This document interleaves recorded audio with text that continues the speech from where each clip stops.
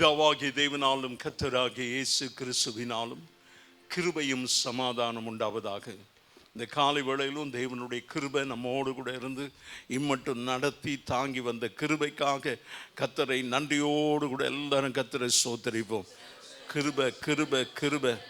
Glory, ஹல்லேலூயா ஹல்லேலூயா ஹல்லேலூயா. ஆண்டவரே ஸ்தோத்திரம் ஸ்தோத்திரம் ஸ்தோத்திரம். நன்றியோடு துதிக்கிறோம். ஸ்தோத்திரம். ஹல்லேலூயா ஹல்லேலூயா ஹல்லேலூயா. ஆண்டவரே ஸ்தோத்திரம். பரலோக பிதாவே, அன்பின் தகப்பனே, இந்த காலை வேளைக்காய் நன்றியோடு துதிக்கிறோம். இன்றைக்கும் கர்த்தருடைய கரம் எங்களோடு கூட இருந்து எங்களை கரம் பிடித்து நடத்தி கொண்டு வந்து உம்முடைய கிருபை விட்டு எங்களை விலகாதபடி காத்து கொண்டீர். ஆண்டவரே, இப்போ உம்முடைய கிருபையினால நாங்கள் நிலை நிற்கின்றோம் என்று கர்த்தருடைய நாமத்தை தொழுது கொள்ள கர்த்தர் கிருபை தாரும். பரிசுத்த அலங்காரத்தோடு நாங்கள் ஒவ்வொருவரும் கர்த்தரை தொழுது கொள்ள கர்த்தர் கிருபை தாரும். வந்திருக்கிற ஒவ்வொருவரையும் கர்த்தர் ஆசீர்வதியும். வந்து கொண்டிருக்கிறவரை துரிதமாய் கொண்டு வாரும். கர்த்தருடைய நாமம் இந்த இடத்துல மகிமைப்பட ஆவியானவர் அசைவாட வேணுமா செபிக்கிறோம். எல்லா தடைகள் இயேசுவின் நாமத்தில் விலகி போகட்டும். கர்த்தருடைய நாமம் ஒன்றே மகிமைப்படட்டும். பாடல் ஆராதனை, துதி ஆராதனை, சங்கீதம், சாட்சி, கர்த்தருடைய வார்த்தை சகலவற்றையும் கர்த்தர் பொறுப்பெடுக்க வேண்டுமா செபிக்கிறோம். உமக்கே மகிமை இயேசுவின் நாமத்தில் பிதாவே, ஆமென். தொடர்ந்து பாடல் ஆராதனை.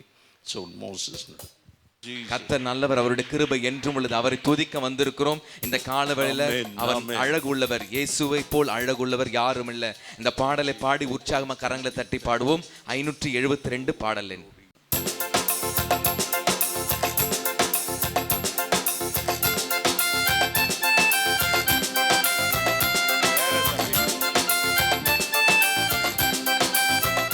இயேசுவை போல் அழகுள்ளோர் யாரும் இல்லை பூமியில், இதுவரை கண்டதில்லை காண்பதும் இல்லை.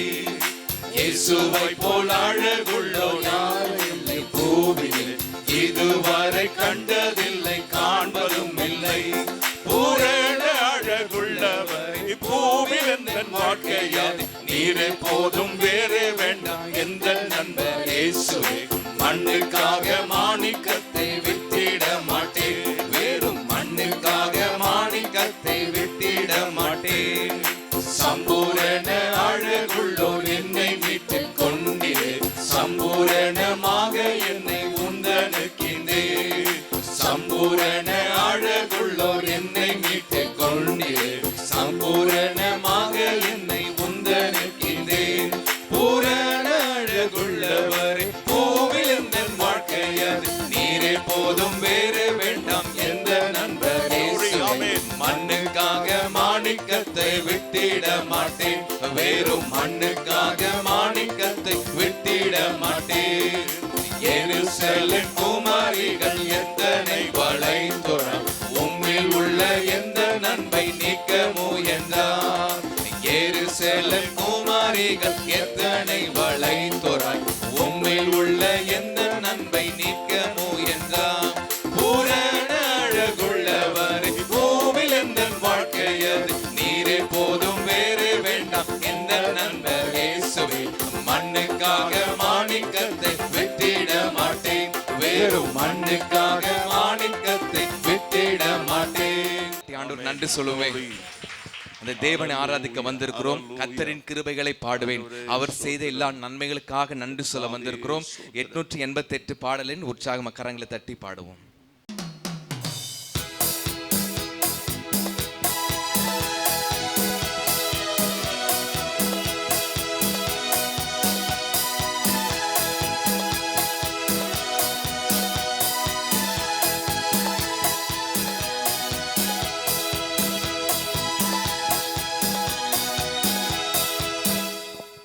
கர்த்தரின் கிருபைகளை பாடுவேன், அவர் செய்த நன்மைகளுக்காய், அவர் செய்த நன்மைகளுக்காய் நன்றி செலுத்தியே போற்றிடுவேன், நன்றி செலுத்தியே போற்றிடுவேன். வறண்ட நிலம் நீரூற்றாகும், கண்மலை தடாகமாகும். வறண்ட நிலம் நீரூற்றாகும், கண்மலை தடகமாகும். கர்த்தர் கிருபை நலமானதே, அவரின் அன்பு மாறாததே. கர்த்தர் கிருபை நலமானதே, அவரின் அன்பு மாறாததே. கர்த்தரின் கிருபைகளை பாடுவேன், அவர் செய்த நன்மைகளுக்காய், அவர் செய்த நன்மைகளுக்காய் நன்றி செலுத்தியே போற்றிடுவே, நன்றி செலுத்தியே போற்றிடுவே. நீர் எனக்கு பாராட்டின கிருபைகள் மாபெரிதே, நீர் எனக்கு பாராட்டின கிருபைகள் மாபெரிதே. பாதாளமா மரணத்துக்கு ஆத்துமாவை தப்புவித்தீர், பாதாளமா மரணத்திற்கு ஆத்துமாவை தப்புவித்தீர். கர்த்தரின் கிருபைகளை பாடுவே, அவர் செய்த நன்மைகளுக்காய், அவர் செய்த நன்மைகளுக்காய் நன்றி செலுத்தியே போற்றிடுவே, நன்றி செலுத்தியே போற்றிடுவே. பாவங்களை மன்னித்தீரே, நோய்களை நீக்கினீரே, பாவங்களை மன்னித்தீரே, நோய்களை நீக்கினீரே. என் ஜீவனை ஆபத்தினின்று மீட்டு காத்தி இருவையா, என் ஜீவனை ஆபத்தினின்று மீட்டு காத்தி இருவையா. கர்த்தரின் கிருபைகளை பாடுவேன், அவர் செய்த நன்மைகளுக்காய், அவர் செய்த நன்மைகளுக்காய் நன்றி செலுத்தியே போற்றிடுவே, நன்றி செலுத்தியே போற்றிடுவே. கரங்களை தட்டி ஆண்டவருக்கு நன்றி சொல்லுமே.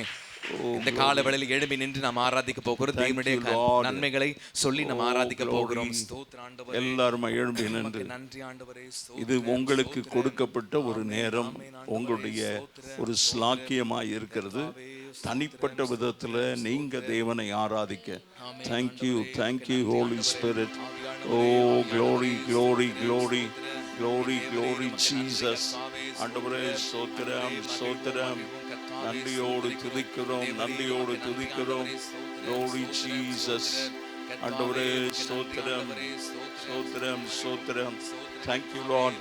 ஆண்டவரே ஸ்தோத்திரம். Glory Jesus.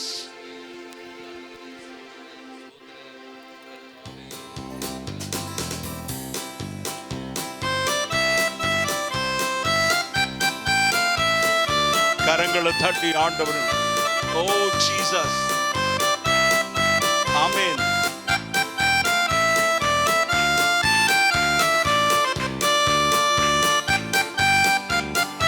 Thank you Lord.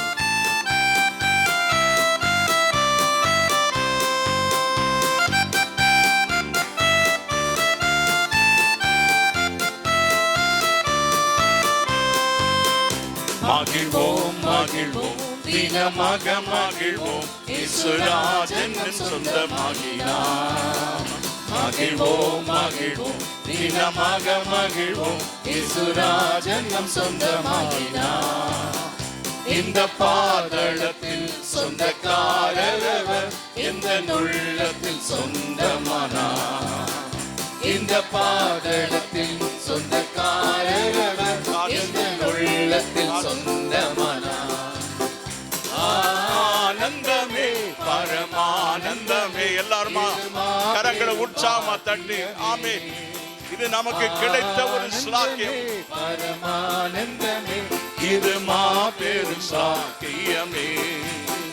இந்த பாதளத்தில் சொந்தக்காரர் எந்த உள்ளத்தில் சொந்தமானார். சொந்தக்காரர் ஆமென். எந்த உள்ளத்தில் சொந்தமானார். கர்த்தருடைய வேதம் சொல்லுகிறது நம்ம ஒவ்வொருவரையும் சின்ன வயதிலே அவர் தெரிந்து கொண்டார். சின்னம் சிறு வயதில் என்னை குறித்து விட்டார், தூரம் போயினும் கண்டு கொண்டார். தமது ஜீவனை எனக்கும் அளித்து ஜீவன் பெற்றுக்கொள் என்று உரைத்தார். தமது ஜீவனை எனக்கும் அளித்து ஜீவன் பெற்றுக்கொள் என்று உரைத்தார். ஆனந்தமே பரமானந்தமே, இது மாபெரும் பாக்கியமே. ஆனந்தமே பரமானந்தமே, இது மாபெரும் பாக்கியமே. இந்த பாதளத்தில் சொந்தக்காரரவர், எந்த உள்ளத்தில் சொந்தமானார். இந்த பாதளத்தில் சொந்தக்காரரவர், எந்த உள்ளத்தில் சொந்தமானார். நம்மை தாயின் கருவில அவர் தெரிந்து கொண்டிருக்கிறார். இங்க நின்று ஆராதிக்கிற ஒவ்வொருவரும் ஏதோ ஒரு விபத்தாய் ஆண்டவர் நம்மை தெரிந்து கொள்ளவில்லை. We are predestined. முன் குறித்திருக்கிறார், நம்மை அழைத்திருக்கிறார், நம்மை கனப்படுத்தி இருக்கிறார். நாம தூரம் போனாலும் அவருடைய அன்பு, அவருடைய ஜீவனை உனக்காக எனக்காக கொடுத்து ஜீவன் பெற்றுக்கொள் என்று சொல்லியிருக்கிறார். இந்த காலை வேளையில அந்த நித்திய ஜீவனை வாக்கு பண்ணினவர் பெற்றுக்கொள் என்று சொன்ன அந்த வார்த்தையின்படி நாம் ஒவ்வொருவரும் பெற்றுக்கொண்டவர்களா கர்த்தருக்கு நன்றி சொல்லும்படியா 2 கரங்களை உயர்த்தி நன்றி ஆண்டவரே, ஸ்தோத்திரம், glory. எந்த சூழ்நிலையும் அவர் அன்பில் நின்று என்னை பிரிக்காது காத்துக் கொள்வார். அது எந்த சூழ்நிலையா இருக்கட்டும், அவர் அன்பில் நின்று மரணமோ ஜீவனோ வருங்காலமோ நிகழ்காரியமோ எதுவானாலும் கிறிஸ்துவின் அன்பை விட்டு என்னை ஒரு காலம் பிரிக்காதே. ஓ glory, ஆமென். நம்பியவர் தந்த பொறுப்பதனை அவர் வரும் வரை காத்துக் கொள்வேன். ஆனந்தமே பரமானந்தமே, இது மாபெரும் பாக்கியமே. ஆனந்தமே பரமானந்தமே, இது மாபெரும் பாக்கியமே. இந்த பாதளத்தில் சொந்தக்காரரவர், எந்த உள்ளத்தில் சொந்தமானார். இந்த பாதளத்தில் சொந்தக்காரரவர், எந்த உள்ளத்தில் சொந்தமானார். அவர் சீக்கிரமாய் வருவேன் என்று சொன்னார். அவர் வருகை மட்டும் நாம் காத்திருக்க வேண்டும். ஒவ்வொரு நாளும் புருஷனுக்கு நியமிக்கப்பட்ட ஒரு கற்புள்ள கன்னிகையா ஒவ்வொரு நாளும் நம்முடைய விசுவாசத்தை காத்துக்கொண்டு, நம்முடைய ரட்சிப்பை காத்துக்கொண்டு அவர் வருவார். எப்போது வருவார்? என் ஆத்தும நேசர் எப்போது வருவார்? என்னை கரம் அசைத்து எஸ் யூ என்று சொல்லி கரம் அசைத்து என்னை கூப்பிட போகிறார். அவருடைய சமூகத்தில் நான் என்றைக்கு மகிழ்ந்து ஆண்டவரை மகிமைப்படுத்த போகிறேன், ஆராதிக்க போகிறேன். அதற்கு ஒரு மாதிரியாக தான் நாம் இப்போது ஆராதித்து கொண்டிருக்கிறோம். Thank you Lord.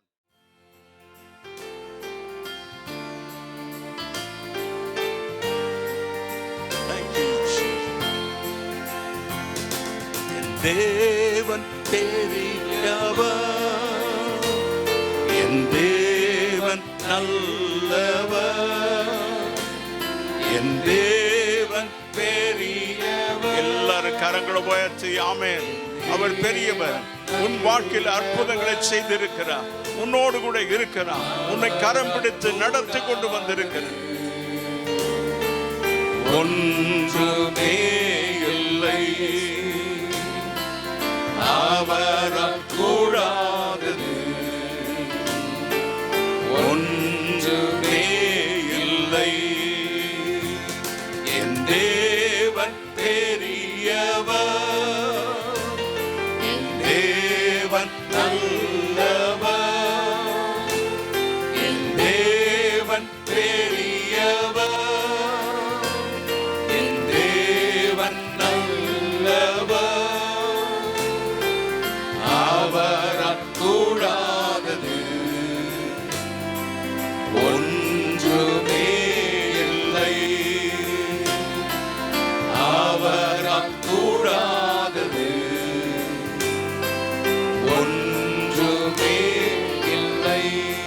எல்லாரும் சொல்ல போகிற அந்த வரிகளை பார்த்து நீங்க பாட போறீங்க. நம்பிக்கை வீண் போகாது, நிச்சயமாக முடிவுண்டு.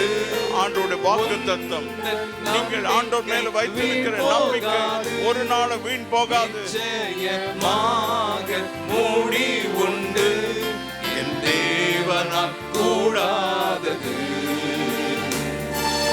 ஒன்றுமே இல்லை.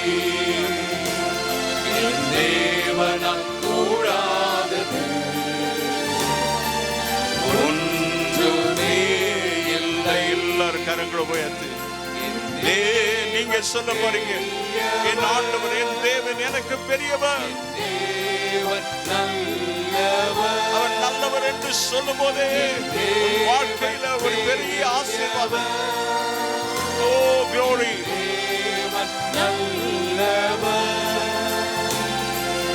அவரால் கூடாதது ஒன்றுமே இல்லை. அவரால் கூடாதது ஒன்றுமே இல்லை. நீங்க சொல்லலாமே, அவரால் கூடாதது ஒன்றுமல்ல. என் வாழ்க்கையின் ஒவ்வொரு நிலையில தேவன் என்னோடு கூட இருந்திருக்கிறார். என் கர்த்தர் மேல் நான் நம்பிக்கை வைத்திருக்கிறேன். ஒரு நாள் நான் வெட்கப்படாதபடிக்கு என்னை கரம் பிடித்தே நடத்துகிற தேவன். கரங்களை தட்டி ஆண்டவரை மகிமைப்படுத்தி, எஸ் லார்ட், நான் ஒரு காலம் வெட்கப்பட்டு போவதில்லை. என்னை கரம் பிடித்திருக்கிற தேவன் என்னை நிச்சயமாய் அவர் நடத்துவார். என்னை கைவிட மாட்டார். அவர் கரம் அசைக்கிற அந்த நாளில நான் அவரோடு கூட சேர்ந்து பாடி ஆராதிப்பேன். Thank you Lord. நன்றி ஆண்டவரே, நன்றி ஆண்டவரே, நன்றி ஆண்டவரே. glory glory glory glory glory. hallelujah hallelujah. thank you Holy Spirit. thank you Master. நன்றி ஆண்டவரே, நன்றி ஆண்டவரே. ஸ்தோத்திரம் உமக்கே மகிமை, இயேசுவின் நாமத்தில் பிதாவே, ஆமென். மார்க் எழுதின சுவிசேஷம் 14ஆம் அதிகாரம் 1-8 வசனங்களை வாசிக்க கேட்போம். மார்க் எழுதின சுவிசேஷம் 14ஆம் அதிகாரம் 1-8 வரை. 2 நாளைக்கு பின்பு புளிப்பில்லாத அப்பம் சாப்பிடுகிற பஸ்கா பண்டிகை வந்தது. அப்பொழுது பிரதான ஆசாரியரும் வேத பாரகரும் அவரை தந்திரமாய் பிடித்து கொலை செய்யும்படி வகை தேடினார்கள். ஆகிலும் ஜனங்களுக்குள்ளே கலகம் உண்டாகாதபடிக்கு பண்டிகையிலே அப்படி செய்யலாகாது என்றார்கள். அவர் பெத்தானியாவில் குஷ்டரோகியாயிருந்த சீமோன் வீட்டிலே போஜன பந்தி இருக்கையில் ஒரு ஸ்திரீ வெளியேற பெற்ற நளதம் என்னும் உத்தம தைலமுள்ள வெள்ளைக்கல் பரணியை கொண்டு வந்து அதை உடைத்து அந்த தைலத்தை அவர் சிரசின் மேல் ஊற்றினாள். அப்பொழுது சிலர் தங்களுக்குள்ளே விசனமடைந்து, இந்த தைலத்தை இப்படி வீணாய் செலவழிப்பானேன், இதை 300 பணத்திற்கு அதிகமான கிரயத்திற்கு விற்று தரித்திரருக்கு கொடுக்கலாமே என்று சொல்லி அவளை குறித்து முறுமுறுத்தார்கள். இயேசு அவர்களை நோக்கி, அவளை விட்டுவிடுங்கள், ஏன் அவளை தொந்தரப்படுத்துகிறீர்கள்? என்னிடத்தில் நற்கிரியைகளை செய்திருக்கிறாள். தரித்திரர் எப்போதும் உங்களிடத்தில் இருக்கிறார்கள். உங்களுக்கு மனதுண்டாகும் போதெல்லாம் நீங்கள் அவர்களுக்கு நன்மை செய்யலாம். நானோ எப்போதும் உங்களிடத்தில் இரேன். இவள் தன்னால் இயன்றதை செய்தாள். நான் அடக்கம் பண்ணப்படுவதற்கு எத்தனமாக என் சரீரத்தில் தைலம் பூச முந்திக் கொண்டாள். கண்களை மூடி ஜெபிப்போம். பரலோக பிதாவே, அன்பின் தகப்பனே, இந்த ஒரு ஸ்திரீ நளதம் என்கிற இந்த பரிமள தைலத்தை உம்மேல் ஊற்றி உம்மை அபிஷேகித்து அடக்கத்திற்கு அடையாளமாய் இந்த தைலத்தை உம்மேல் பூசினாள் என்று கர்த்தர் சொன்னீர். அவள் தன்னால் இயன்றதை செய்தாள் என்று ஆண்டவரே நீர் அதை அங்கீகரித்ததுக்காய் ஸ்தோத்திரம். இன்றைக்கும் கர்த்தர் இந்த வார்த்தைகளை கொண்டு எங்களோடு பேச வேணுமா ஜெபிக்கிறோம். இயேசுவின் நாமத்தில் பிதாவே. 2 நாளைக்கு பிறகு என்று பஸ்கா பண்டிகை, அதாவது இயேசு கிறிஸ்து சிலுவை மரணத்திற்கு போகிறதற்கு முன்னால் இந்த பஸ்கா பண்டிகையை ஆசரித்து உடனேயே அவர் அங்கே போகிறார். இந்த 2 நாளைக்கு முன்னால் நடந்த சம்பவம், பெத்தானியா என்கிற அந்த கிராமத்தில் சீமோன் என்று சொல்கிறதான ஒரு குஷ்டரோகி அங்கே இருக்கிறான். அவன் ஆண்டவராகிய இயேசு கிறிஸ்துவினால தொடப்பட்டு சுத்தமாகின அல்லது சொத்தமாகின ஒரு மனுஷன் நன்றியோடு கூட அவன் வீட்டில் ஒரு வேளை அது ஸ்தோத்திர கூட்டமாய் இருக்கலாம் என்று நினைக்கிறேன். ஆண்டவருக்கு மகிமை உண்டாவதாக. 3வது வசனம், அவர் பெத்தானியாவில் குஷ்டரோகியாய் இருந்த சீமோன் வீட்டில் போஜன பந்தி இருக்கையில் ஆண்டவருக்கு சோதரம். இவர் ஒரு மனுஷன் ஒருத்தரை கூப்பிட்டு அவருக்கு போஜனம் கொடுத்து அவர் ஆண்டவரிடத்தில் பெற்றுக்கொண்ட அந்த ஒரு சுகத்திற்காக, விடுதலைக்காக, சுத்தத்திற்காக ஆண்டவருக்கு நன்றி சொல்ல அவன் வீட்டில் கூடுறான். அந்த நேரத்தில் இந்த ஸ்ரீ அந்த வீட்டுக்குள்ளே போகிறான். அந்த அந்த மனுஷனையோ அவன் செய்த காரியங்கள் இங்கே வரல. இந்த ஒரு ஸ்ரீ செய்த காரியங்கள் தான் அங்கே மேலே வருகிறது. அவள் விலையேற பெற்றதான ஒரு நளதம் என்று சொல்லப்படுகிற, ஆமாம், வெள்ளைக்கல் பரணி கொண்டு வந்து அதை உடைத்து அந்த தைலத்தை அவர் சிரசின் மேலே ஊற்றினார். She dared to do that.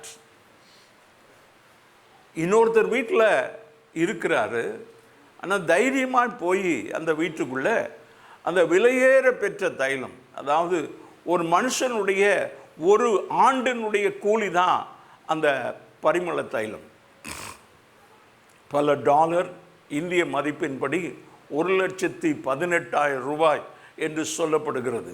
அவ்வளவு விலை மதிக்கக்கூடிய அந்த 300 பணத்துக்கான அதை டாலரில் சொல்லும்போது பல $1000 என்று சொல்லுகிறார்கள்.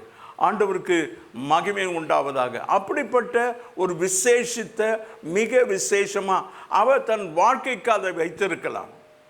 ஒரு மனுஷனுடைய கூலி, ஒரு வருடத்துக்கான கூலி அந்த அந்த பரிமள தைலத்தினுடைய விலையாக இருக்குமானா அவள் அதை வைத்து பிழைப்பு செய்திருக்கலாம். ஆனால் ஆண்டவருக்காக அதை ஊற்றுகிறான். அந்த அந்த பாட்டில் உடைக்கப்பட்ட உடனே அது திரும்பலாம் அடைக்கலாம் முடியாது. அது எகிப்து தேசத்தில் இருக்கிற அந்த வெள்ளைக்கல் பரணின்னு சொல்கிற ஒரு ஒரு விசேஷித்த விதமான கல்லுனால் செய்யப்பட்ட ஒரு குப்பி தான் அது. ஆண்டவர் சோதரம். அதை அந்த குப்பியை ரொம்ப விசேஷமானது. அதை அந்த சலவைக்கல் அந்த மாதிரி ஒரு கல்லில் செய்து அந்த சின்ன ஒரு துவாரம், அதில் அந்த விதையேறு பெற்றதான அந்த உடைத்து ஊற்றின உடனேயே அந்த வீடு முழுவதும் வாசனையால் நிறைந்திருந்தது. அல்லேலூயா. நாம் உடைக்கப்படும் போது தான் நமக்குள்ளே இருக்கிற அந்த ரட்சிப்பின் வாசனை தெரியும். உடைக்கப்படாத பத்திரமாக நாம் வைத்து கொண்டிருக்கிற வரைக்கும் வாசனை தெரியாது. அவளிடத்தில் அந்த விலையேற பெற்ற ஒரு நளதம் என்கிற பரிமள தைலம் இருக்கிறது என்று யாருக்கும் தெரியாது. ஆண்டவருக்கு சோதனை. அதை சொல்லவும் அவசியமில்லை, அவ்வளவு விசேஷமானது. ஆண்டவருக்கு சோதனம். ஆனாலும் அந்த பெண் தைரியமாக அந்த வீட்டுக்குள்ளே வந்து அதை உடைத்து இயேசுவின் தலையில் ஊற்றி அபிஷேகம் பண்ணுகிறான். ஆண்டவர் சொல்கிறாரு, இதை என்ன அடக்கம் பண்ணுகிறதற்கு எத்தனமாக என் சரீரத்தில் தைலம் பூச முந்திக் கொண்டாள். அல்லேலூயா. ஆங்கில வேதாமத்தை கொஞ்சம் வாசிப்பீங்களா யாராவது? That she did it for my what she could, she poured perfume on my body beforehand to prepare for my burial.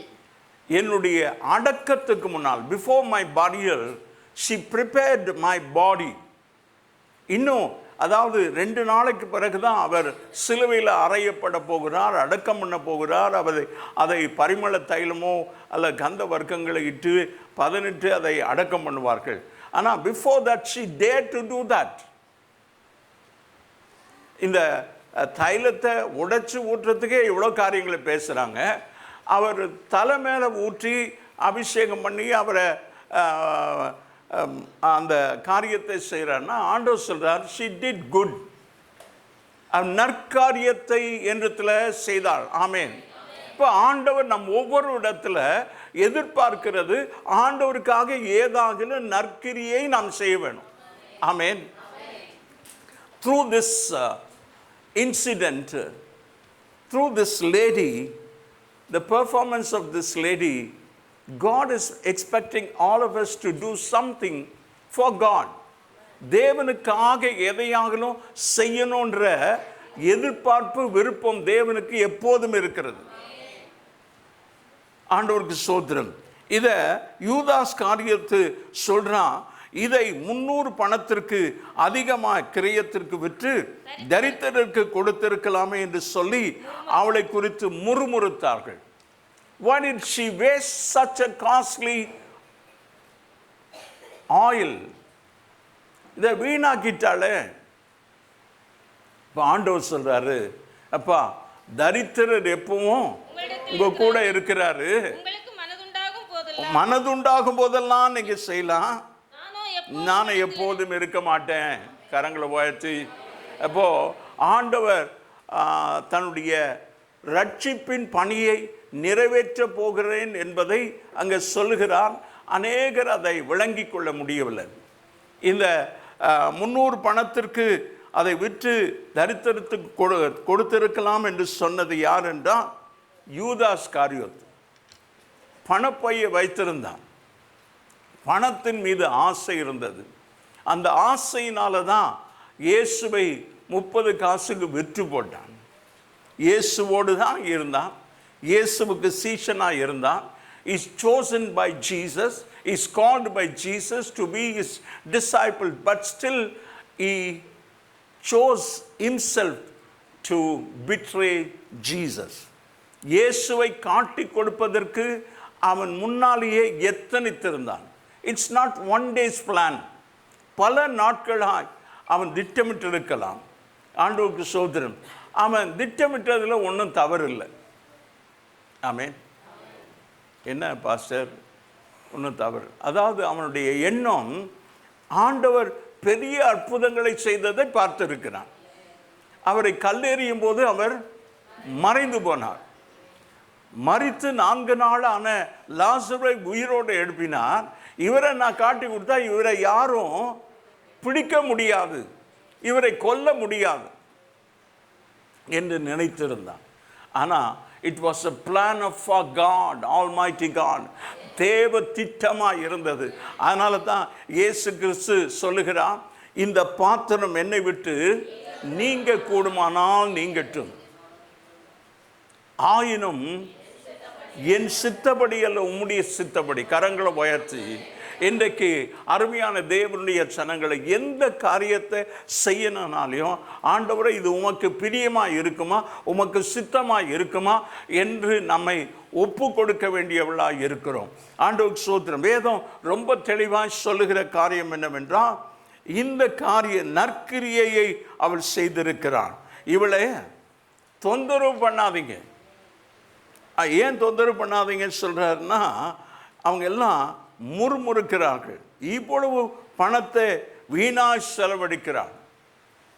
Just like that, she's going to spend it, she's going to break it and pour it upon Jesus.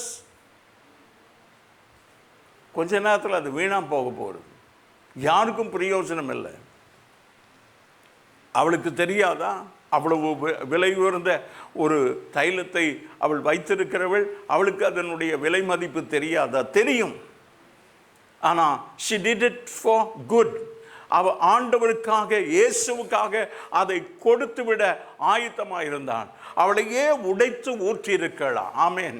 ஆண்டவருக்கு ஸ்தோத்திரம். இன்றைக்கு கர்த்தருடைய எதிர்பார்ப்பு, unless we break before God, he cannot mend you. நாம் உடைக்கப்படவில்லை என்றால் அவர் நம்மை உருவாக்க முடியாது. ஆண்டவருக்கு ஸ்தோத்திரம். உடைந்த பாத்திரம் நான், தேவன் பயன்படுத்தினா உடைக்கப்படுகிற பாத்திரம். அதை ஆண்டவருக்கு, நான் உடைந்த பாத்திரம், அது உமக்கே தெரியும். இப்போ எல்லாரும் சொல்லுவோம், ஆண்டவரே நான் உடைக்கப்பட வேண்டிய பாத்திரம். unless I commit myself to break, you cannot make it. நீர் உருவாக்க முடியாது. ஆண்டவர் உம்முடைய கரத்தில் கொடுக்கிறேன். நான் உபயோகம் இல்லாத பாத்திரம், நான் உடைக்கப்பட்ட பாத்திரம், அது உமக்கு தெரியும், என்னை உருவாக்கும் என்று சொல்லி ஆண்டவருடைய கரத்தில் நம்மை ஒப்பு கொடுக்கும்போது தேவன் நம்முடைய வாழ்க்கையை அற்புதமாய் மாற்ற வல்லவராயிருக்கிறார். இப்படி எல்லாரும் முறுமுறுக்கும் போது ஆண்டவராகி இயேசு சொல்கிறார், 6வது வசனம், இயேசு அவளை நோக்கி, அவளை விட்டு விடுங்கள், ஏன் அவளை தொந்தரவுப்படுத்துகிறீர்கள்? அவளை குத்தி வேதனைப்படுத்த வேண்டாம், அதை நற்கிரியை செய்திருக்கிறார். she did it good. ஆமென், ஆமென், ஆமென் சொல்லுவோமா? அவளுக்கு மாத்திரம்தான் how much she loved Jesus தெரியும். அவளுக்கு தான் இயேசுவை எவ்வளவா நேசிக்கிறார். அதனால் அது எவ்வளோ பணமானாலும் பரவாயில்ல, அதை ஆண்டவனால் நான் ஊற்றி அவரை நான் அந்த அடக்கத்திற்கு சமமாக நான் அதை முதல்ல உலகத்துக்கு சொல்கிறேன். மற்றவன் அவரை நேசிக்காதவன், ஆண்டவரிடத்தில் அன்பு செலுத்தக்கூடாதவன் தான் கணக்கு பார்த்துட்ருக்கிறான். ஆண்டவருக்கு கொடுக்கறதுல நாம் கணக்கு பார்க்க வேண்டிய அவசியமே இல்லை. ஆமென். ஆண்டவருக்கு ஸ்தோத்திரம்.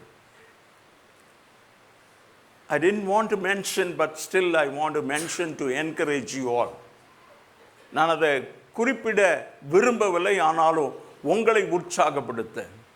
நான் ஊழியத்திற்கு வந்த நாள் முதல் நான் விசுவாசத்தில் தான் ஊழியம் செய்கிறேன். இந்த பஸ்ஸுக்கு காசு இல்லாத நான் இங்கிருந்து 12 கிலோமீட்டர் நடந்து போயிருக்கிறேன். 5 காசு காற்றடிக்கிறதுக்கு 5 காசு இல்லாமல் சைக்கிளை தள்ளி கொண்டு வந்திருக்கிறேன் ஊசூர்லேருந்து. ஆண்டவருக்கு ஸ்தோத்திரம்.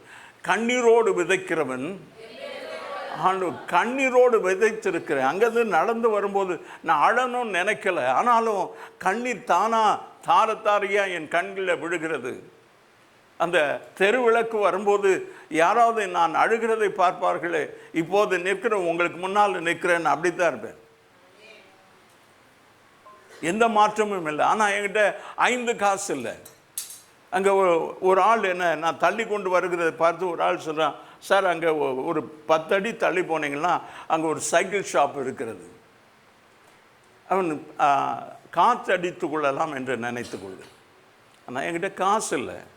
அந்த அந்த தெருவிளக்கு முடிந்த உடனேயே நான் தள்ளி போன உடனே திரும்பவும் என்னை அறியாமல் நான் அழணும்னு நினைக்கல. ஆண்டவருக்கு ஸ்தோத்திரம். அப்படி அர்ப்பணித்ததுனால அந்த நாள் தொடங்கி அப்படி என்கிட்ட 5 காசு ஊழியத்திற்கு அல்லது எனக்கு வடி செலவுக்கு இல்லாத அந்த நாட்களில் என்னை சந்திக்க வருகிற ஊழியக்காரருக்கு நான் வெறுமையாக அனுப்பினதே இல்லை. ஆமென் சொல்லுங்க. ஆண்டவர் இன்னைக்கும் என்னை வெறுமையாக விட்டதும் இல்லை. நாளைக்கு 10 ரூபாய் 20 ரூபாய் கொடுத்துருப்பேன், அன்றைக்கு அது அவர்களுக்கு பெருசு. ஆனால் இன்றைக்கு கர்த்தர் பல ஆயிரங்களை எனக்கு தந்து கர்த்தர் வழி நடத்துகிறார். ஆண்டவருக்கு மகிமை உண்டாவதாக. இயேசு அவளை நோக்கி, அவளை விட்டு விடுங்கள், ஏன் அவளை தொந்தரவுப்படுத்துகிறீர்கள்?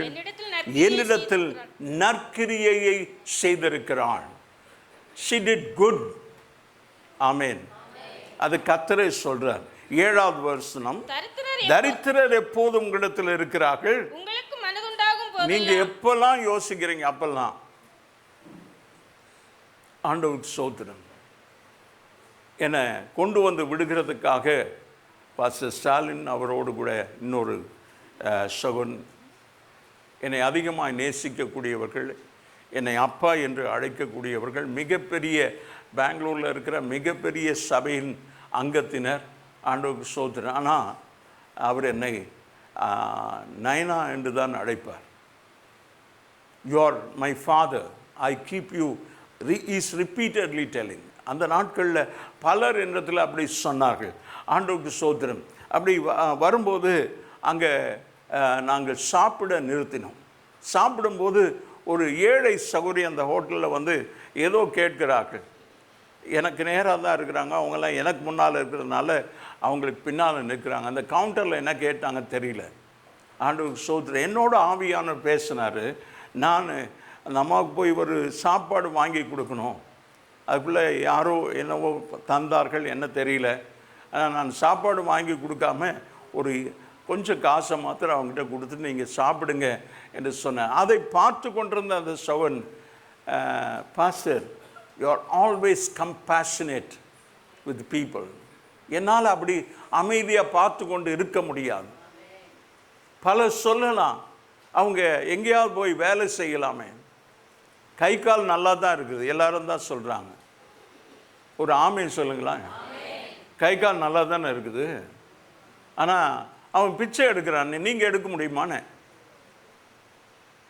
அவன் பிச்சை எடுக்கிறதுக்கு வந்துட்டான், நீங்கள் ஆயத்தமாக இல்லைல்ல. he has come down onto the street to beg. Can you do that? You cannot do it. Don't complain. தரித்திரர் எப்போதும் இருக்கிறாங்க. உங்களுக்கு மனதுண்டாக போதெல்லாம் நீங்கள் செய்யணும். தரித்திரரை நீங்கள் மறக்காதீங்கன்னு ஆண்டவர் சொல்கிறார். தரித்திரரை கைவிடாதீங்கன்னு சொல்கிறார். Always it should be our mind. உபவாசம் எப்படிப்பட்ட உபவாசம்? தரித்திரருக்கு உன் ஆகாரத்தை பகிர்ந்து கொடுக்கிறது தானே உகந்த உபவாசம் என்று ஏசாயா 58ஆம் அதிகாரத்தில் ஆண்டவர் சொல்லுகிறார். மாம்சமானவனுக்கு ஒழிக்காத என்று சொல்றார். You are talking something logic. ரொம்ப ஒரு சட்ட ரீதியாக அவன் நல்லா கை காலெல்லாம் நல்லா இருக்குது, உழைத்து சம்பாதிக்கலாம். அது நம்ம if it all you have a compassionate heart you give. Otherwise அமைதியாக இருக்கலாம், ஒன்றும் சொல்ல வேண்டாம். அவங்க பல காரியங்களை சொல்லுகிறார்கள். ஆண்டவர் சொல்கிறாரு, நீங்கள் எப்பொழுதும் நன்மை செய்யலாம், நானும் இப்போது உங்களிடத்தில் இருக்க மாட்டேன். within 1 or 2 days I'll be off on this earth. இந்த உலகத்திலிருந்து நான் இல்லாமையே போவேன். அதை முன்குறித்து அறிந்துதான் இந்த நற்கிரியை அவள் செய்து கொண்டிருக்கிறார். 8வது வசனம் தான் என்னுடைய செய்தியினுடைய தலைப்பு. இவள் தன்னால் இயன்றதை செய்தாள். நம்மால் இயன்றதை செய்வோம். ஆண்டவருக்கு மகிமை உண்டாவதாக. 2வது ஒரு மனுஷனை நாம் பார்க்கும்போது 1 நாளாகமும் 29ஆம் அதிகாரம் 2-3 வசனங்கள். 1 நாளாகமும் நான் என்னாலே இயன்ற மட்டும் தாவீது ராஜா சொல்கிறான், நான் என்னால இயன்ற மட்டும் என் தேவனுடைய ஆலயத்திற்கென்று பொன் வேலைக்கு பொன்னையும். ஆண்டவருக்கு சோத்திரம். ஆண்டவர் சொல்ற, தேவனுடைய ஆலயத்திற்கு பொன் வேலைக்கு பொன்னையும், வெள்ளி வேலைக்கு வெள்ளியையும், வெண்கல வேலைக்கு வெண்கலத்தையும், இரும்பு வேலைக்கு இரும்பையும், மர வேலைக்கு மரத்தையும், படிக்கப்படத்தக்கதான காந்தியுள்ள கற்களையும், பலவர்ண கற்களையும், விலையேற பெற்ற சகல வித ரத்தனங்களையும், வெண் கற்பாறைகளையும், கோமேதக முதலான கற்களையும் ஏராளமாய் சவதரித்தேன். ஆண்டுடைய ஆலயத்துக்காக ஏராளமாய் சேகரித்திருக்கிறேன். 3வது வசனம், இன்னும் என் தேவனுடைய ஆலயத்தின் மேல் நான் வைத்திருக்கிற வாஞ்சையினால பரிசுத்த ஆலயத்துக்காக நான் சவதரித்த அனைத்தையும் தவிர எனக்கு சொந்தமான பொன்னையும் வெள்ளியையும். இவ்வளவும் ஆண்டவர் இவர் தான் சேகரித்திருக்கிறார். பிறகு சொல்றாரு, இன்னும் என் ஆண்டவருடைய ஆலயத்துக்காக எனக்கு சொந்தமான அனைத்தையும் பொன்னையும் வெள்ளியையும் என் தேவனுடைய ஆலயத்துக்கு என்று கொடுக்கிறேன். ஆமென், ஆமென். அதனால தாவீது அவருடைய சிங்காசனம் பரலோகத்தில் இருக்கிறது.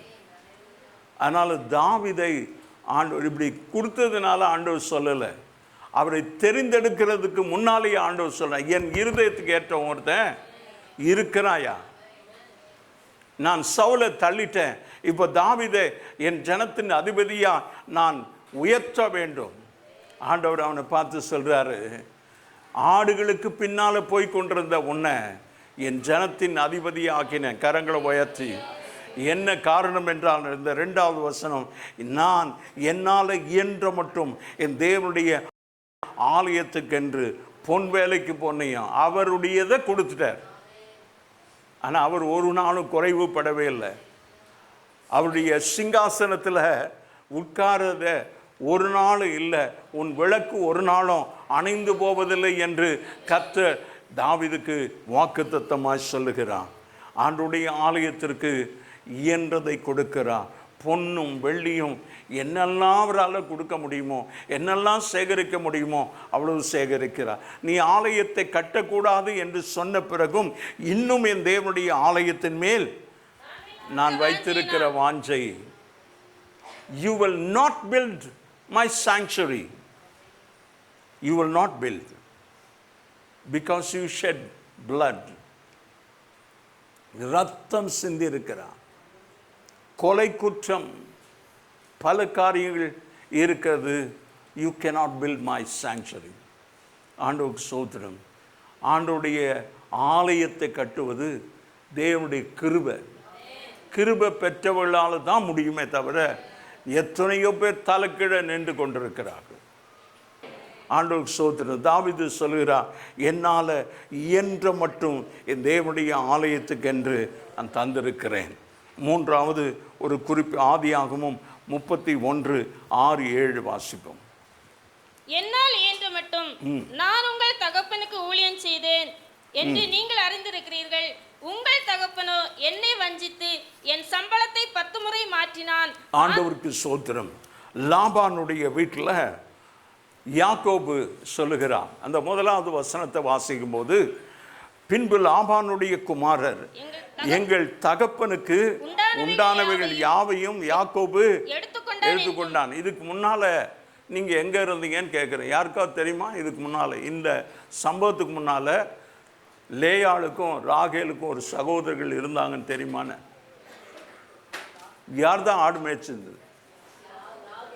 யாக்கோபு வரும்போது ராகேலும் லேயாளும் தான். நீ எங்க போன தெரியல. இன்றைக்கு நீ சொல்ற எங்க தகப்பனுடைய எல்லாவற்றையும் யாக்கோபு எடுத்துக்கொண்டான் என்றும் இந்த செல்வத்தை எல்லாம் எங்கள் தகப்பனுடைய பொருளினாலே இந்த செல்வத்தை எல்லாம் அடைந்தான் என்றும் சொன்ன வார்த்தைகளை யாக்கோபு கேட்டான். ஆண்டவருக்கு ஸ்தோத்திரம்.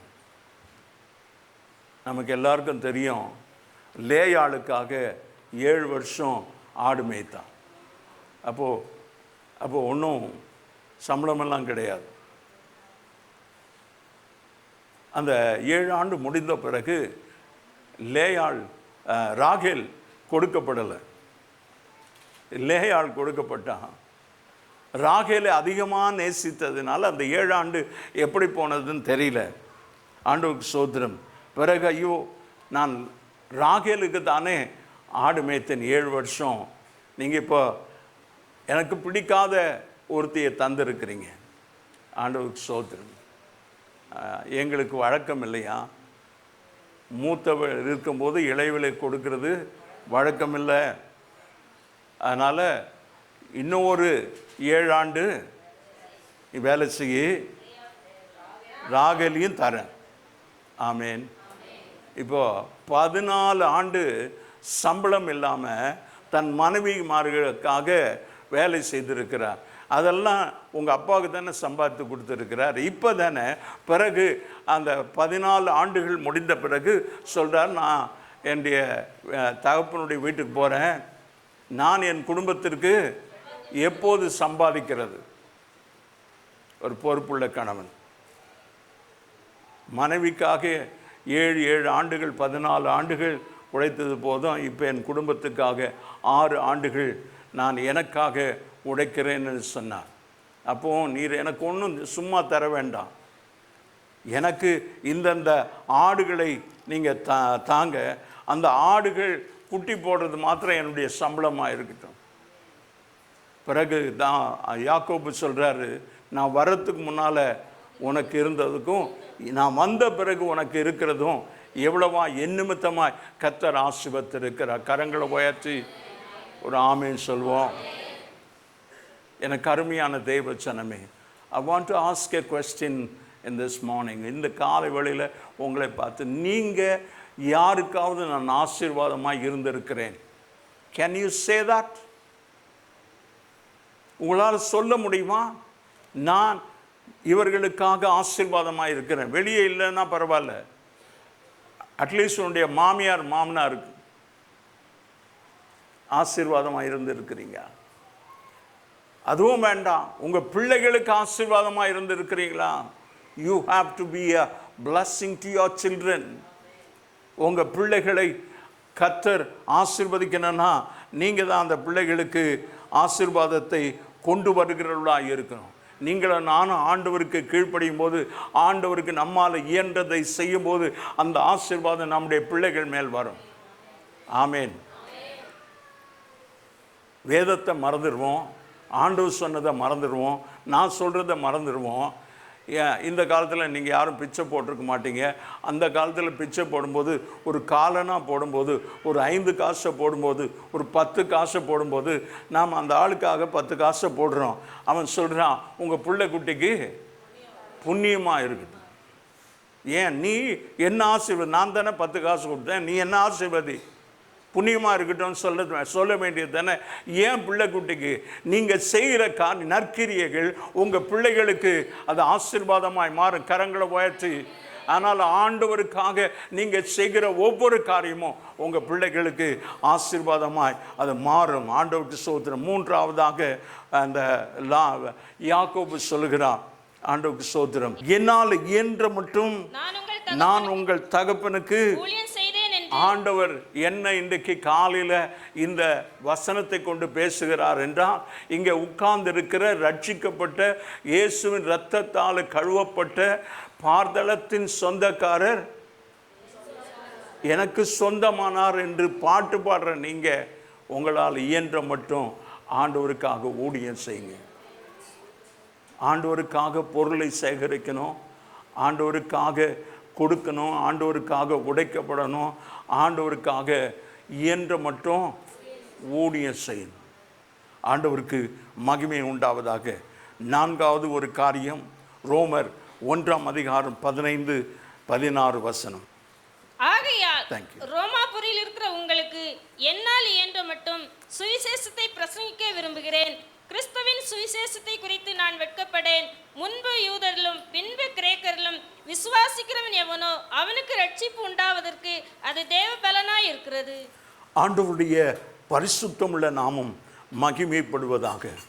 ரோமாபுரியில் இருக்கிற உங்களுக்கு என்னால் இயன்ற மட்டும் சுவிசேஷத்தை பிரசங்கிக்க விரும்புகிறேன். சுவிசேஷத்தை எங்க இருக்கிறவங்களுக்கு? ரோமாபுரி. ஏன் அப்படி சொல்றாரு? ரோமாபுரியில் இருக்கிறவங்க மேலே என்ன இவருக்கு பாரம்? எருசலேமுக்கும் ரோமாபுரிக்கும் எவ்வளவு தூரம் இருக்கிறது? கப்பல் பிரயாணமாக போகணும். ஆனால் உங்களுக்கு என்னால் இயன்ற மட்டும் சுவிசேஷத்தை பிரசங்கிக்கிறேன். Can we say that? எனக்கு அருமையான தேவனுடைய சபையே, இன்றைக்கு நீங்களும் நானும் சொல்ல முடியுமா? இன்றைக்கு என்னால் இயன்ற மட்டும் கர்த்தருடைய சுவிசேஷ வேலையை செய்கிறேன். ஆண்டவருக்கு மகிமை உண்டாவதாக. ரட்சிப்பு, அந்த வசனம் சொல்கிறது, ரட்சிக்கப்படணும். ரட்சிப்பு என்றால் கிரேக்க மொழியில் சொட்டோரியோ, அந்த பதத்திற்கு அர்த்தம் என்னவென்றால் விடுவித்தல், பத்திரமாக கொண்டு வருதல், தீமை நின்று பாதுகாத்தல் என்று அர்த்தமாகும். மீட்கப்படுகிறது. ரட்சிப்பு என்றால் மீட்கப்படுகிறது, விடுவிக்கிறது, பத்திரமாக, அதாவது நரகத்துக்கு போகாத ஆண்டவர் பத்திரமா நம்மை மீட்டு கொண்டிருக்கிறார். அல்லேலூயா, ஆண்டவருக்கு ஸ்தோத்திரம். அதை தான் அந்த பவுலப்போஸ்தலன் சொன்னார், என்னால் இயன்ற மட்டும். ஆண்டவருக்கு மகிமை உண்டாவதாக. ஏற்கனவே பழைய ஏற்பாட்டில் தேவன் தம் மக்களை ரட்சிக்கிறதற்கு ஒருவராக வெளிப்படுத்தியுள்ளார். சங்கீதம் 27:1 வாசிக்க வேண்டாம், குறித்து வச்சுக்கிடுங்க. சங்கீதம் 27:1, சங்கீதம் 88:1, உபாகமம் 26:8, சங்கீதம் 62:1, ஏசாயா 25:6, ஏசாயா 53:5. இதனுடைய பின் குறிப்புகளை நீங்கள் வாசித்தால் அதில் விளங்கும். 27:1 மாத்திரம் கொஞ்சம் வாசிட்டு மீதியெல்லாம் நீங்கள் வீட்டில் வாசிக்கலாம். கர்த்தரின் வெளிச்சமும் என் ரட்சிப்புமானவர், யாருக்கு பயப்படுவேன்? அவர்தான் என் ரட்சிப்பு. இப்போ யாருக்கு பயப்படணும்? அவருக்கு மாத்திரம்தான் பயப்படணும். நீ மனுஷருக்கு பயப்படுகிறது உனக்கு கண்ணியை வருவிக்கும். பயப்பட தேவையில்லை. அவங்க என்ன சொல்லுவாங்க, இவங்க என்ன சொல்லுவாங்க, அவங்க பார்க்குறாங்க, இவங்க என்ன கேலி பண்ணுறாங்க, தேவையில்லை. இன்னைக்கு அருமையான வாலிப பிள்ளைகள், உங்கள் பள்ளிக்கூடத்தில் உங்களுடைய சாட்சி எப்படியா இருக்கிறது? கர்த்தர் உங்களோடு கூட இருக்கிறாரா? ஆனால் பவுல் அப்போஸ்தலன் சொல்லுகிறார், ரோமாபுரியில் இருக்கிற உங்களுக்கு என்னால் இயன்ற மட்டும் சுவிசேஷத்தை பிரசங்கி ஆண்டவருக்கு ஸ்தோத்திரம் பிரசங்கிக்க விரும்புகிறேன். ஆண்டவரே, அது எங்களுடைய விருப்பமாக இருக்கிறது. இன்றைக்கு எங்களோடு பேசி கொண்டிருக்கிறேன். என்னால் இயன்ற மட்டும் நான் மற்றவங்களுக்கு போய் உங்களுடைய சுவிசேஷத்தை சொல்லணும். 16வது வசனம், கிறிஸ்துவின் சுவிசேஷத்தை குறித்து நான் வெட்கப்படேன். முன்பு யூதரிலும் பின்பு கிரேக்கரிலும் விசுவாசிக்கிறவனோ அவனுக்கு ரட்சிப்பு உண்டாவதற்கு அது தேவ பலனாயிருக்கிறது. அல்லேலூயா, ஆண்டவருக்கு மகிமை உண்டாவதாக. புதிய ஏற்பாட்டில் அது வழி அல்லது பரலோகத்தில் தேவனோடு உள்ள நித்திய ஐக்கியத்திற்கு வழி நடத்தும் வாழ்க்கை பாதை என்று சொல்லுகிறது. புதிய ஏற்பாட்டில் நித்தியத்திற்கு வழிகாட்டுகிற ஒரு பாதை என்று இந்த ரட்சிப்பை குறித்து வேதம் சொல்லுகிறது. மத்தேயு 7:14 வாசிங்க.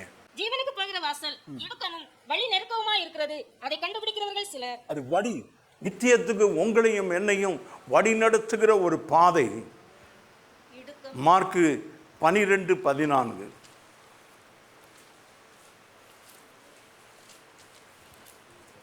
அவர்கள் வந்து, போதகரே, நீர் சத்தியமுள்ளவர் என்றும் எவனை குறித்து உமக்கு கவலை இல்லை என்றும் அறிந்திருக்கிறோம்.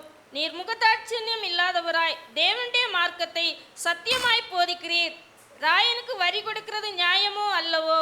நாம் கொடுக்கலாமோ கொடுக்க கூடாதோ என்று கேட்டார்கள். ஆண்டவருக்கு ஸ்தோத்திரம். அவன் சொல்லும் போதே, நீர் சத்தியம் உள்ளவர், அவரிடத்தில் எந்த மாறுபாடும் இல்லை, அவர் உண்மையுள்ளவர், மாறாதவர், நான் கர்த்தர், நான் மாறாதவர் என்று சொல்லுகிறார். அதனால் எனக்கு அருமையான தேவசனமே, ஆண்டுடைய சுவிசேஷ வேலையை நாம் செய்ய வேண்டியவர்களாக இருக்கிறோம். நானே வழியும் சத்தியமும் ஜீவனமாய் இருக்கிறேன் என்று யோவான் 14:6, அப்போஸ்தலர் 16:17, 2 பேதுரு 2:21, அப்போஸ்தலர் 9ஆம் அதிகாரம் 2வது வசனம், 22வது அதிகாரம் 4வது வசனம், எபிரேயர் 10:20வது வசனம். இந்த வசனங்களிலெல்லாம் இந்த ரட்சிப்பின் பாதையில் முடிவு பரியந்தம் நடக்க வேண்டும். நாம் ரட்சிக்கப்பட வேண்டும் என்றால் கடைசி பரியந்தம் ஆண்டவரை உறுதியாக பற்றி கொள்ள வேண்டும். நம்மால் இயன்ற மட்டும் பாரத்தோடு சுவிசேஷத்தை செய்ய வேண்டும். கடைசியாக ரோமர் 12:17-18 வசனத்தை வாசிப்போம். ஒருவனுக்கும் தீமைக்கு தீமை செய்யாதிருங்கள், எல்லா மனுஷருக்கும் முன்பாகவும் யோக்கியமானவைகளை செய்ய நாடுங்கள்.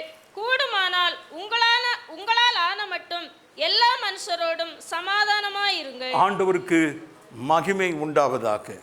கூடுமான மட்டும் ஆன மட்டும் எல்லா மனுஷரோடும் சமாதானமாயிருங்கள். ஆண்டவர் சொல்ல, ஒருவனுக்கும் தீமை செய்யாதிருங்கள், எல்லா மனுஷருக்கு முன்பாக யோகியமானதை செய்ய நாடுங்கள். கர்த்தருடைய பிள்ளை, ரட்சிக்கப்பட்ட பிள்ளை, இந்த பாரமுள்ள, இந்த சுவிசேஷ பாரமுள்ள, ஆண்டவருடைய ஊழியத்தில் பாரமுள்ள, ஆண்டவரை என்ற மட்டும் ஆண்டவரை நேசிக்கிற, ஆண்டவருக்காக கொடுக்கக்கூடிய மக்களை பார்த்து ஆண்டவர் சொல்றார், ஒருவனுக்கும் தீமை செய்யாதிருங்கள், எல்லா மனுஷருக்கு முன்பாக யோகியமானதை செய்ய நாடுங்கள். கூடுமானால் உங்களால் ஆன மட்டும் எல்லா மனுஷரோடும் சமாதானமாய் இருங்கள். நீங்கள் தீமையினால் வெல்லப்படாமல் தீமையை நன்மையினால் வெல்ல வேண்டும் என்று கர்த்தருக்கு மகிமை உண்டாவதாக. 2வது வசனம் 12:2, நீங்கள் இந்த பிரபஞ்சத்திற்கு ஒத்த வேஷம் தெரியாமல் தேவனுடைய நன்மையும் பிரியமும் பரிபூர்ணமான சித்தமும் இன்னதென்று பகுத்தறியத்தக்கதாக பகுத்தறியத்தக்கதாக உங்கள் மனம் புதிதாக வேண்டும்.